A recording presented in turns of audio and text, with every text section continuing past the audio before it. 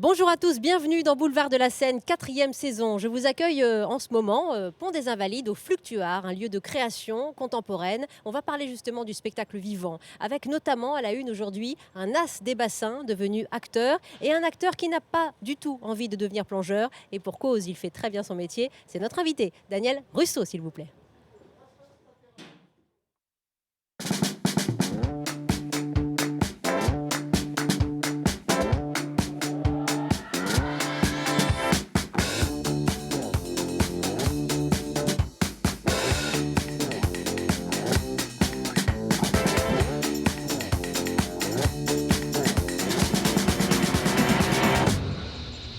Bienvenue à tous, bienvenue à bord, j'allais dire, parce que nous sommes quand même sur un lieu flottant, sur ces quais de Seine, avec ce prolongement d'été qui nous fait vraiment, vraiment beaucoup de bien et qui amène de la lumière à la fois dans ce lieu de création. De la lumière, de toute façon, nous en avons eu, parce que je reçois un invité qui sait vous donner ce qu'il faut de vie, d'humour, d'envie de créer, de se réjouir. C'est Daniel Russo. Bonjour Daniel. Bonjour. Si je dis tout ça, c'est que nous sommes dans un lieu de création et que vous-même, vous êtes porté par la création en ce moment. C'est même le défi des prochaines semaines, parce que le 17 octobre, au Théâtre des Bouffes Parisiens, vous vous relancez dans le grand bain avec la pièce Si on savait. Si on savait. Et alors là, pour le coup, on est vraiment dans la création. Ah mais ça c'est terrible parce que on en manquait. Hein. Oui. Je veux dire que là, vraiment, on en avait tellement envie. Et je vous assure que quand on s'est tous retrouvés, la petite troupe comme ça, dans le théâtre, c'était très émouvant. En plus, on a vu ce décor qui était déjà fait, parce qu'ils avaient eu le temps de le faire. Donc, on a cette chance en même temps. Il faut voir le positif dans toute chose. Et que là, cette création, elle est absolument incroyable, quoi. Voilà, parce que je vais voyager entre terre et ciel, ciel et terre. Et le voyage va être, j'espère, très drôle et pas que ça. Oui, il y a beaucoup d'émotions aussi. Oui. Je vous présente Joël Mirande, qu'on ne présente plus, Monsieur Culture, qui connaît le théâtre, la culture, la littérature et qui nous fait part de ses coups de cœur et qui connaît très bien. Je lis dans le regard de Daniel que pendant des mois, là, il a trépigné de ne pas pouvoir jouer. Est-ce que je me trompe? Oh là là, j'étais comme un fou. Hein. Non, sans blague. Vous appeliez entre copains acteurs, non, mais savoir comment vous teniez le coup. Mais on s'appelait, bien sûr qu'on s'appelait, mais je ne pensais pas que ça me manquait autant, quoi. C'est incroyable. T'as quelque chose qui te manque toute la journée, le fait de s'appeler, ça faisait du bien. Ça compensait, oui. C'est ce que nous disait une de vos amies qui était sur ce plateau il y a 15 jours, Véronique Jeunesse. Oui, bah oui. Voilà, vous avez beaucoup de choses en commun, vous avez joué dans pas mal de choses ensemble, notamment un beau film de Pierre Richard. Elle avait cette envie vraiment de remordre la création, le spectacle vivant, et d'acquérir ce partenaire qu'il vous faut, nécessaire. On en parlait tout à l'heure, c'est le public. Voilà. Sera-t-il au rendez-vous? C'est évidemment... Il faut lui dire au public de venir, hein, c'est vrai que... Mais les gens ont envie de s'amuser, on a envie d'oublier ça. Je vous assure, il vaut mieux venir au Bouffes Parisien que de rentrer dans une pharmacie.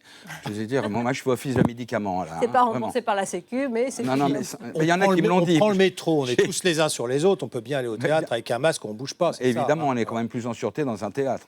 Et alors... Mais c'est drôle ce que vous dites, parce qu'il y a Oui. une dame qui un jour m'a dit vous devriez être remboursé par la sécurité sociale, c'est vrai. Le rire que vous avez en partage avec ces 4 autres comédiens sur la scène du Théâtre des Bouffes Parisiens. Je pense à votre partenaire principal, Valérie Mérès, qui est de celles aussi qui envoie. Hein, oui, absolument. En matière de locomotive de rire, vous êtes bien mais même Jean-Luc Porraz aussi, Bénédicte Dessombes et Erwan Ténéré, je veux dire, c'est comme une petite famille. On est tellement contents de se retrouver. Non, mais je vous assure, c'est comme des vacances. On n'a pas l'impression de travailler, mais le trac commence à venir. Donc là, on commence à se dire, c'est vrai qu'on travaille. Et si on savait ce qu'on devenait après? On va revenir au fond de cette pièce très intelligente et qui va vous faire passer d'un monde à l'autre dans vos différentes vies, justement, pièce d'Éric Fratellicelli qu'on représentera tout à l'heure. Mais d'abord, puisque on a envie de vous faire du bien dans cette émission, de vous faire plaisir, j'aimerais que vous regardiez cette petite archive. Nous sommes en 1998, cher Daniel Russo, à l'Alpe d'Huez. Laurent Baffy, votre copain, avec la complicité de Bruno Solo, décide de vous tendre un petit piège, disons, sur un téléphérique. Ils savent particulièrement que ça va vous faire réagir. Regardez ça, je ne sais pas si vous en souvenez, mais eux, vraisemblablement, s'en souviendront. Regardez. Vous êtes d'où? Moi? Oui. Where are you come from? Denmark. You know him? It's a big French star. No? Comment ça se passe avec ta Mais femme? t'as pas mal au cœur, toi? Là, ça va, parce que je suis concentré sur moi. Comment ça avec ta femme en ce moment? Elle te fait moins chier? T'as pas mal au cœur, toi? Elle te fait moins chier ces derniers temps? Non, ça va. Parce qu'elle t'a... Moi, j'ai le vertige, je m'emmerde pas. Oh la vache, c'est l'enfer pour moi. Déjà, là, t'as le vertige? Ouais, je suis pas bien, là, il faut qu'on arrive. Oh, bah dis donc. Alors, on arrive, là? Non, on n'est pas tout près. Non, puis il y a un problème, là. Putain, pourquoi Non, te retourne pas, c'est affreux. Il y a un petit microchage local, là. Non, ne te retourne pas, Daniel. C'est vrai que je suis pas dans le bon sens. Oh là là, c'est mauvais, ça. Mais comment ça se fait qu'il ballotte comme ça? Je l'ai jamais vu balancer comme ça, moi. Ça va, Daniel? Très bien. On va ouvrir la fenêtre un peu. Tu skis bien, Ça te va bien le blanc avec le rouge, le rouge et blanc. Ah, je croyais que c'était des skis. Ah non, il skie pas. C'est la barre du truc. Autant pour moi. T'avais l'air vachement pro comme ça. Quand te reverrai-je, pays merveilleux. Ça, c'est qui aime bien châtie bien, quand même. Hein. Oui. Il savait que vous aviez peur du vide. Oui, non, mais j'ai le vertige, il le sait très bien sûr. Les salauds. Bien sûr. Ça nous permet de parler de Laurent Baffy, qui est un vrai copain. Je l'adore. Vous aviez vu Daniel dans la création de Laurent Baffy, Jacques Daniel. C'était fabuleux, ça. Avec Sexe, mais moi, il m'étonne. en général, toc. Il m'étonne toujours, Daniel, parce qu'il passe à chaque fois d'un univers à un autre. Parfois, il est même dans 2 univers le même soir. Il sort d'un théâtre pour être dans un autre. Il n'arrête jamais. Je comprends que le confinement, ça a été difficile. Et en parlant de Baffy, justement, au moment où je jouais 2 pièces, oui. une à 19h et l'autre à 21h. Donc moto-taxi pour passer d'un théâtre à un autre. Il est venu me voir, il me dit j'ai peut-être un cabaret à 23h30. Est-ce que ça te dirait? Moi, je pensais qu'il était sérieux. Je dis oui, il me fait t'es vraiment un maboule. Hein. Ça ne m'étonne pas. Alors, on va dans un instant parler de votre coup de cœur. Vous pouvez nous dire un petit mot sur Maxime Tafanel? Vous parliez tout à l'heure, Wendy, de grand bain, de sauter dans le grand bain. Bah là, c'est exactement ce qui se passe, parce que c'est un jeune comédien qui était un nageur de haut niveau, de compétition, et qui s'est tourné... Je commence à parler du spectacle, on va tout de suite, ou vous voulez qu'on attende un peu? Je voudrais juste qu'on fasse réagir Daniel sur l'actualité. Hein, faisons réagir Daniel sur l'actualité. et vous pouvez réagir aussi avec des images. Nous sommes dans un lieu d'images, d'affichage. Ici, le musée permanent, et puis on vous montrera régulièrement ce qui se passe au Fluctuart. Il y a plusieurs images qui ont défrayé un petit peu la chronique ces dernières semaines, notamment celle-ci. Regardez cette femme décolletée, qui n'a pas le droit d'entrer au musée d'Orsay à moins de se revêtir d'une petite veste. Alors, certains ont dénoncé la police de la vertu. Le musée lui a présenté ensuite officiellement des excuses. Ça a été très émoussé sur les réseaux sociaux. Qu'est-ce que ça vous inspire? C'est une bêtise monumentale. Les femelles l'ont prise au mot, puisque sont allées aussi manifester quelque chose. Ah oui, bien sûr. Non, mais je sais pas, là, je comprends pas. C'est trop bête. Bien. Surtout qu'elle est très belle. Bah donc, oui, voilà. Le décolleté était... Bah oui, mais bon, c'est pas vulgaire. Puis quand on aime la culture, on va dans les lieux de culture. Non, puis oui, un lieu de culture, quoi, bien sûr. Autre image, la une de Charlie Hebdo, Daniel Russo. On est en plein procès historique en cour d'assises. Le journal qui revendique la liberté d'expression, qui a republié à la veille du procès les attentats, les caricatures de Mahomet. C'est le geste du courage, de l'opinion. Oui, absolument. Oui, vraiment. Vous lisez, Charlie? De temps en temps. Ouais. Je regarde toujours la couverture. De toute façon, on est toujours attiré par le fait de savoir ce qu'ils vont faire, parce que c'est toujours original, quoi. Vous auriez pu souscrire à la tribune suivante. Les terroristes ont perdu. Charlie est toujours là. Oui, c'est vrai. C'est ça le message? Oui, puis c'est drôle, ça me fait quelque chose de parler de ça. C'est un peu de nous. C'est un choc. C'est le choc, je crois qu'on a tous le choc dans notre vie, quoi, quand on pense à ça. Et puis, alors, on a un petit peu évoqué aussi cette actualité du moment, Daniel Russo, de circonstances. Regardez cette dernière image qui associe quand même la création au risque sanitaire. C'est le masque. Alors, on a choisi un beau masque de couturier. Hein. C'est le masque version Jean-Paul Gaultier. Le masque qui est devenu notre seconde peau. Comment vous vivez ça, vous? C'est difficile. C'est difficile et... moi, j'embrasse mon petit-fils. Bon, je le serre contre moi, mais quand je vois qu'il part à l'école avec ce masque-là, de voir tous les gamins comme ça avec ce masque, je trouve ça pesant, quoi. Mais vraiment, mais il faut le faire. Ouais. Il faut le faire. Faisons-le. Si on peut éviter que les choses s'aggravent, faisons tout ce qui est possible de faire pour que ça ne s'aggrave pas. Voilà. Vous êtes prêt à ne pas voir les sourires de vos spectateurs, mais du moins entendre leurs rires, c'est ce Oui, ben voilà, les réactions seront là et puis ils vont assister à quelque chose, quoi. C'est ce qui est important, c'est le fait qu'ils repartent avec d'avoir eu du plaisir. Voilà. Et de se retrouver ensemble pour rire. Voilà, ça, c'est très important. Et c'est ça. Parce qu'on a été assez séparés, chacun dans notre coin. On disait rire sous cap, on va rire sous masque. Voilà, exactement, bravo. Et on l'assume, ce rire, cette comédie qui nous fait du bien pour ça vous. va faire du bien. Dès le 17 octobre au Théâtre des Bouffes Parisiens, on va revenir sur cette pièce Si on savait, Daniel Russo. Et pour le jeune homme dont il est question, avec votre coup de cœur. Plongeons dans le grand bain, c'est le cas de le dire, puisque c'est la rentrée théâtrale et que tous les spectacles redémarrent pratiquement tous en même temps. C'est La vie d'avant qui reprend. C'est un jeune comédien qui s'appelle Maxime Tafanel, qui a 28 ans. Il sera sur la scène du théâtre de Belleville, dans le 11e arrondissement, à partir du 7 octobre et jusqu'à la fin du mois de novembre. Alors lui, ça s'appelle 100 mètres papillon, son spectacle. Il s'est inspiré de sa vie d'avant. Il était nageur de compétition. Et puis il a rencontré le théâtre. Il est resté 1 an à la Comédie Française comme élève comédien. Et il s'est dit, je vais partir de ma passion première pour rejoindre ma passion seconde. Et il a trouvé un parallèle, il a fait un parallèle entre le dépassement de soi-même quand on est dans le bassin, le dépassement de soi-même lorsqu'on est sur scène avec la fatigue, la souffrance, parfois peut-être aussi le découragement et évidemment la respiration, puisque l'art du comédien, c'est aussi l'art de respirer. Et l'art c'est bien de le dire. C'est aussi... Dit-il en prenant un souffle. Bah oui, j'ai pas mis mon masque, donc je peux respirer, voilà. Donc on rencontre Maxime Tafanel, toujours au Théâtre du Lucernaire, qui nous accueille très gentiment chaque semaine pour parler d'un nouveau spectacle, d'une passion. C'est parti.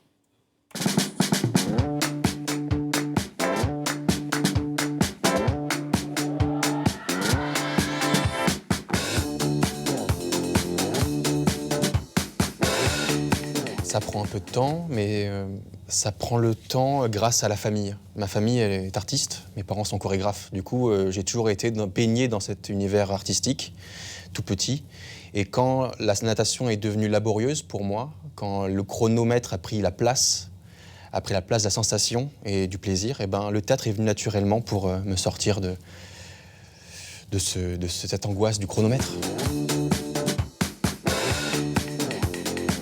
Je me suis souvenu de ces moments de glisse, des moments où avec l'eau, il y avait une vraie relation charnelle.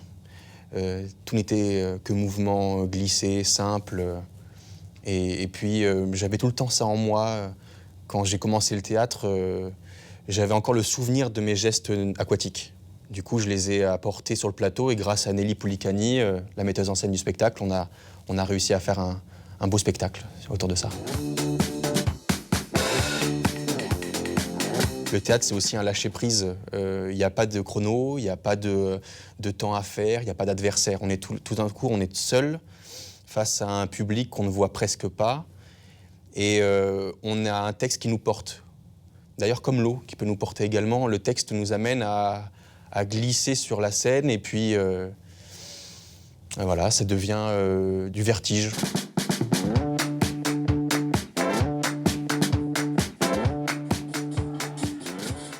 Voilà, 100 mètres papillon, ça démarre le 7 octobre à 19h15 au Théâtre de Belleville. Vous aimez la métaphore entre les émotions qu'on peut retrouver dans l'eau et sur scène ? Oui, mais je peux très bien le comprendre, ça, parce qu'en plus, il a parlé de respiration et de temps.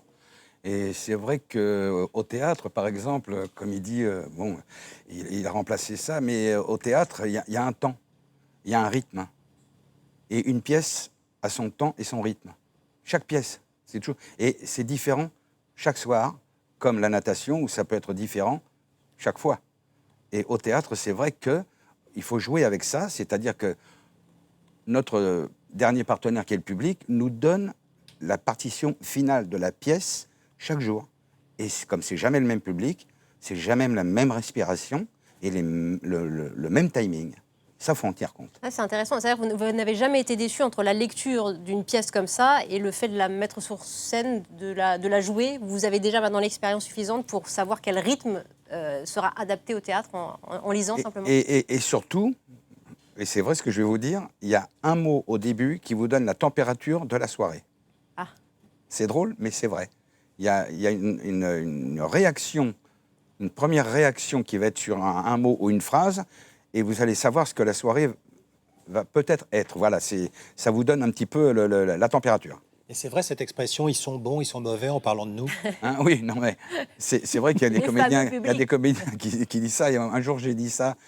Jacques Fabry, bon, c'est la compagnie avant, je ne sais pas, les jeunes ne connaissent plus Jacques Fabry, mais et Jacques Fabry, un jour, je lui ai dit, ouais, ce soir, ils n'étaient pas très bons. Il fait, non, c'est toi. Excuse-moi, mais eux, ils sont pareils, ils prennent le plaisir. Hein. Je me suis fait engueuler, mais grave. Daniel Rousseau, en tout cas, j'aime beaucoup ce qui sert quasiment de devise sur votre compte Twitter. Les gens qui ne rient pas ne sont pas des gens sérieux. Voilà, je la mûris souvent, cette phrase, parce que je la trouve chouette. Et alors, puisque vous parlez de l'accroche de ce premier mot, de cette première humeur d'entrée de jeu, nous espérons bientôt la découvrir, cette accroche de cette pièce. Ici, on savait, au Théâtre des Bouffes parisiens, à partir du 17 octobre. Si on savait ce qui nous attend quand on est mort, bon, on s'est tous posé la question, vous le premier, Daniel. C'est de se dire, est-ce qu'on a fait les bons choix ? On a fait les bons choix. Oui. Voilà, c'est ça. La pièce, c'est ça. Si c'était à refaire, est-ce qu'il y a des choses qu'on pourrait refaire ? Voilà, et c'est marrant parce que je parlais de la pièce à un copain et je lui dis, toi, il y a des choses que j'ai regrettées dans ma vie, par exemple, ce rôle que j'ai pas eu, qui a propulsé totalement, et c'est vrai que si j'avais eu le rôle, peut-être que ma vie aurait été différente, et il m'a répondu un truc fou, il m'a dit, oui, mais lui, il est mort. Tu serais peut-être mort. Oui. J'ai dit, mais c'est vrai ce que tu me dis là. D'un seul coup, ça m'a complètement refroidi. J'ai dit, non, en définitive, j'ai bien fait de ne pas faire le film, quoi. D'un seul coup, tu te dis ça. Et la pièce, c'est ça. C'est-à-dire est-ce qu'on a fait le bon choix dans sa vie ? Est-ce qu'il se pose des questions ? Il se dit, peut-être que j'aurais été plus heureux avec ma maîtresse. Et puis, je lui dis, de toute façon, on ne peut pas le savoir. Et comme il y a quelqu'un là-haut qui me parle, qui me fait, si, on peut savoir. Et là, on voit la deuxième option, si elle était meilleure que la première. Ah, c'est bon, ça. Donc, ça peut être pire, comme ça peut être mieux. Alors, notons deux personnages que vous connaissez. Voilà. Le créateur, l'auteur de cette pièce, Éric Fraticelli. Vous l'avez découvert dans l'Enquête corse, cet humoriste et acteur corse, pour le coup. Et puis, Jean-Luc Moreau, à la mise en scène. Alors là, il faut vraiment saluer aussi le travail de Jean-Luc Moreau. Moi, c'est le maître. 14 changements de décor. 14 changements de décor. Le travail qu'il fait, c'est absolument incroyable. Ouais. On se laisse porter, on l'écoute. Parce qu'on est en train de faire une scène, par exemple, on la met en plateau. Et le lendemain, il fait rectification. Attendez, et il a raison. Je suis tellement content d'être avec lui. Ah, mais oui, vraiment. 14 changements de décor, 14 moments de votre vie. Voilà, c'est ça. Ouais, on va les revivre. Et je pense que les gens vont se poser des questions en sortant de cette pièce, en se disant est-ce que j'ai bien fait ? Peut-être que... voilà. Ça voudra dire que la pièce est vraiment réussie. Et le théâtre, c'est ça, c'est-à-dire que ça vous laisse quelque chose. Quand je jouais Toc Toc, par exemple, c'était les tocs. Moi, j'avais le toc des chiffres. Eh ben, c'est bizarre parce qu'il y avait aussi la fille qui cherchait clé, qui refait 4 fois les mêmes choses. Et je me suis rendu compte que je garais ma voiture, je me disais, est-ce que j'ai fermé la porte ? Et je retournais à ma voiture. Et j'étais gagné par ça. Et une pièce, c'est ça, le théâtre. Qui vous poursuit. Ça vous fait travailler un petit peu le système qui fait que là, les gens, je pense, qui vont rire avec ça en se disant, tiens, toi, s'il y a un truc que tu avais à refaire, qu'est-ce que tu referais ? Et vous, Jean-Noël, vous ferez... Moi, je crois que je ferais tout pareil. Oh, ouais. C'est vrai ? Ouais, je sais pas. Hirsing, tel quel ? Oui, il y a des choix qu'on ne peut pas changer, de toute façon. Donc, oui, mais quand même, il y a peut-être des petites choses qui fait que... Sur les origines, on pourrait se dire, j'aurais préféré naître là ou naître là, mais moi, je suis assez fataliste pour ça. Oui, c'est vrai. Bon, je vous dis... Sur ces réflexions philosophiques. Mais merci, Jean-Noël Mirand. Maître Rousseau, je viendrai réfléchir avec vous au théâtre. Ne changez rien. Et rire surtout, parce que c'est une comédie. Ne changez rien, monsieur Jean-Noël Mirand. Merci pour votre coup de cœur. Et c'est Frédéric Sigrid qui vous rejoint, qui prend la place. Merci, chers amis. Daniel Rousseau est avec nous à partir du 17 octobre au Théâtre des Bouffes parisiens, avec ses partenaires, dans cette pièce « Si on savait », où il est question justement de réfléchir à sa vie au crible bien du dernier souffle, puisque vous seriez dans l'au-delà, dans ce nuage de fumée. Et au moment où je parle de fumée, il est là. Frédéric Sigrid. Bonjour Frédéric. Bonjour Wendy. Bonjour Daniel. Daniel Rousseau, vous me répondez quoi ? Je dis admiration. Admiration, parce qu'en fait, moi je suis fan, donc quand j'ai su que vous veniez, j'étais Daniel Rousseau. Puis je me suis calmé parce qu'il y a quand même une forme de professionnalisme à avoir. Mais voilà, je suis évidemment très content. Alors vous avez relu pour le coup sa vie, son parcours, ses œuvres qui vous ont fait aussi grandir. Mais oui, parce que figurez-vous que moi je vous ai découvert dans Génial, mes parents divorcent. Oui. Mes parents ont divorcé. Après je vous ai vu dans 9 mois, j'ai eu 3 enfants et vous avez tourné dans Ma femme me quitte. mais j'ai pas vu tous vos films. Voilà.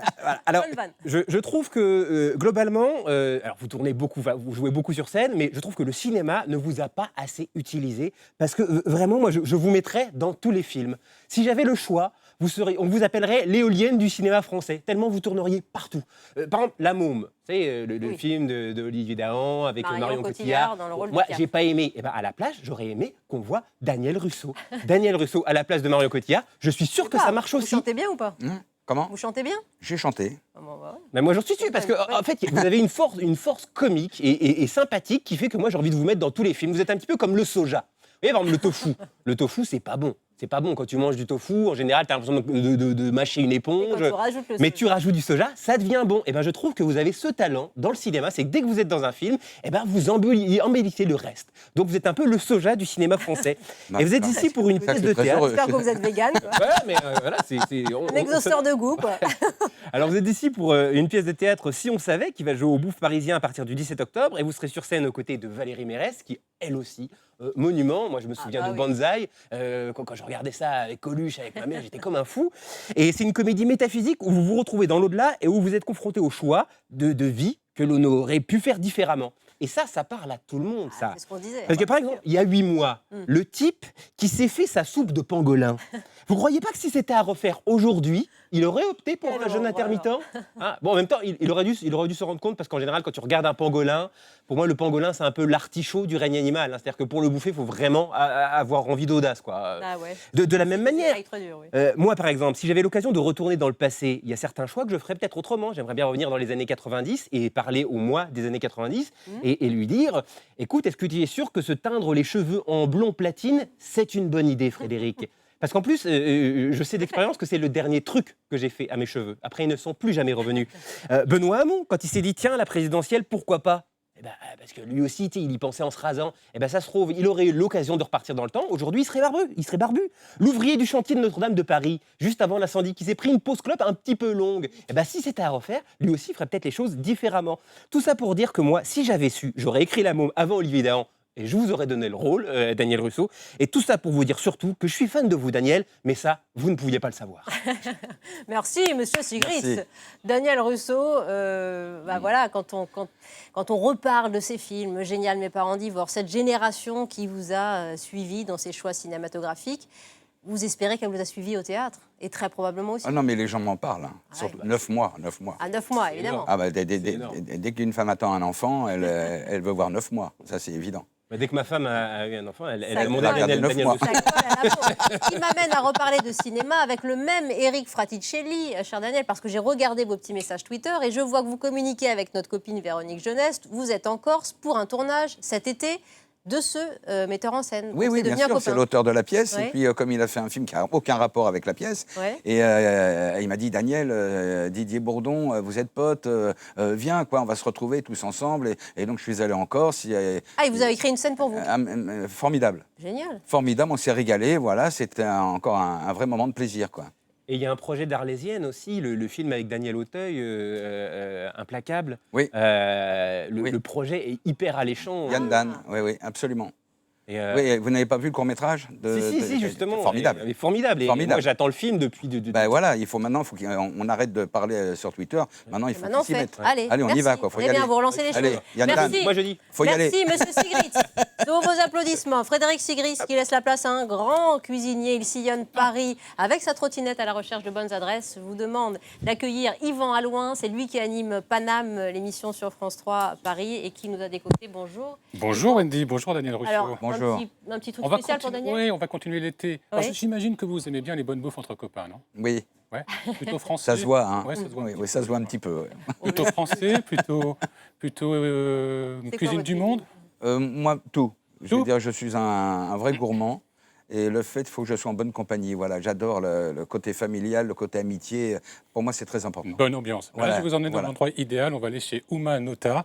C'est rue Réaumur dans le 1er arrondissement. C'est un restaurant brésilien qui rend hommage à une cuisine typique du Brésil. C'est la cuisine fusion entre le Brésil et le Japon. Alors ça, c'est une vieille histoire, cette cuisine fusion. Ça remonte dans les années 20, quand une grande nombre important de Japonais ont débarqué au Brésil. Alors, c'est surtout dans la ville de Sao Paulo. Alors, Umanota rend hommage à cette cuisine fusion et rend hommage aussi à cette ville, Sao Paulo. On découvre ça avec l'un des cofondateurs de Umanota. Umanota.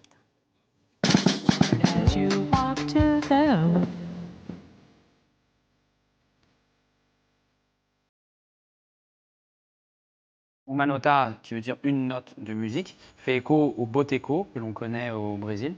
Un boteco, c'est l'équivalent d'un café d'une place en France où on vient pour boire un café. Et c'est ce qu'on a essayé de retranscrire dans ce lieu par l'intermédiaire des marqueurs, évidemment le bois, le rotin, mais aussi le street art. Tout simplement parce que Umanota tend vers la ville de São Paulo. Et São Paulo, le street art est l'un des marqueurs les plus importants de cette ville. Umanota, c'est un restaurant brésilien-japonais. On rend hommage à l'immigration japonaise qui a eu lieu au Brésil au début du XXe siècle. Donc les Japonais ont quitté leur pays avec des techniques de cuisine, de cuisson, et sont arrivés au Brésil en trouvant des nouveaux produits, notamment les coxinhas de frango. C'est un émietté de poulet et on entoure tout ça d'une pâte de dumpling que l'on fait évidemment ici. On fait venir de la chapelure de panko, qui est une chapelure reconnue au Japon. On fait frire tout ça et c'est quelque chose qu'on mange tout à fait dans les rues du Brésil. Ah oui, j'adore. Ouais. Le ceviche, ça peut être du poisson, ça peut être de la viande, et on cuit par un assaisonnement. L'assaisonnement peut être un citron vert, une nage de tomate. Donc on a une très grande carte de ceviche. Et on travaille aussi le tiradito avec du bar, on peut le travailler avec du thon, on peut le travailler avec de l'espadon. Et on retrouve cet assaisonnement si singulier que l'on aime d'ailleurs dans le ceviche.